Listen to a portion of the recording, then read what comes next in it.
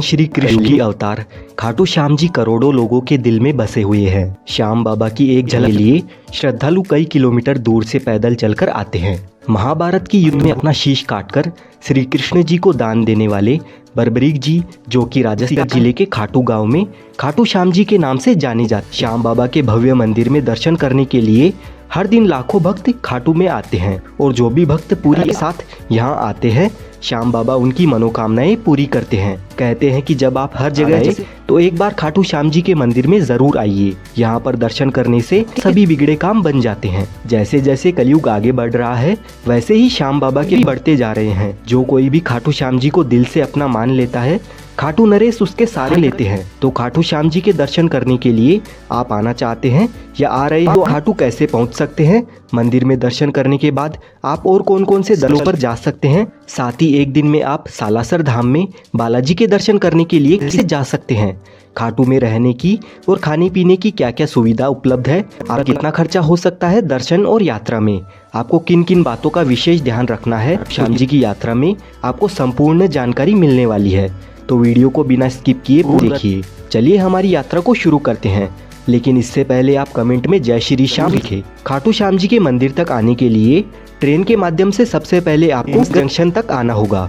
खाटू का सबसे नज़दीकी रेलवे स्टेशन रिंगस जंक्शन है, लेकिन यहाँ से रिंगस जंक्शन के लिए डायरेक्ट ट्रेन नहीं आती है, तो आप जयपुर जंक्शन तक आ जाइए। जयपुर जंक्शन पर सभी प्रमुख शहरों से ट्रेन आती जाती रहती है और जयपुर से जाने के लिए बसेस के थ्रू भी बहुत ही अच्छी कनेक्टिविटी भी है। लेकिन अगर आप रिंगस आते हैं तो खाटू श्याम जी का मंदिर 16 किलोमीटर की दूरी पर स्थित है। रिंगस रेलवे स्टेशन के बाहर खाटू जाने के लिए सवारी जीप मिल जाती है, जिसका किराया 50 रुपए रहता है। और अगर आप जयपुर जंक्शन से आते हैं तो आपको रेलवे स्टेशन रिक्शा में या मेट्रो से 1 किलोमीटर की दूरी पर सिंधी कैंप बस स्टैंड तक आ जाना होगा। यहाँ से खाटू जाने के लिए राजस्थान रोडवेज की बसेस और प्राइवेट बसेस मिल जाएगी। यहाँ पर आप हैं कि यह खाटू श्याम जी का प्लेटफॉर्म है।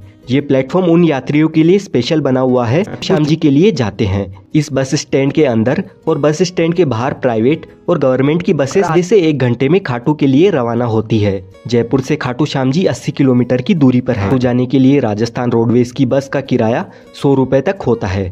इसमें बदलाव होते रहते हैं और प्राइवेट नॉन एसी बस का किराया 100 रुपए और एसी बस का किराया 120 रुपए का होता है। लगभग 2 घंटे का सफर तय करने के बाद खाटू श्याम जी के बस स्टैंड पर पहुंच जाते हैं और इस बस स्टैंड से खाटू श्याम जी का मंदिर 1 किलोमीटर की दूरी पर स्थित है। बस स्टैंड से बाहर आते ही सबसे पहले आपको ये वाला प्रवेश द्वार नजर आता है, को तोरण द्वार के नाम से जाना जाता है। यहाँ पर श्याम बाबा के भक्त नाचते गाते खूब एंजॉय करते हुए महीने के मेले के दौरान 11 के दिन सभी भक्त निशान लेकर रिंगस से खाटू श्याम जी तक 12 किलोमीटर पैदल यात्रा करते हैं और इस तोरण द्वार के पास आकर श्याम बाबा को स्मरण करते हुए उनके दर्शन करने के लिए आगे मंदिर में जाते हैं।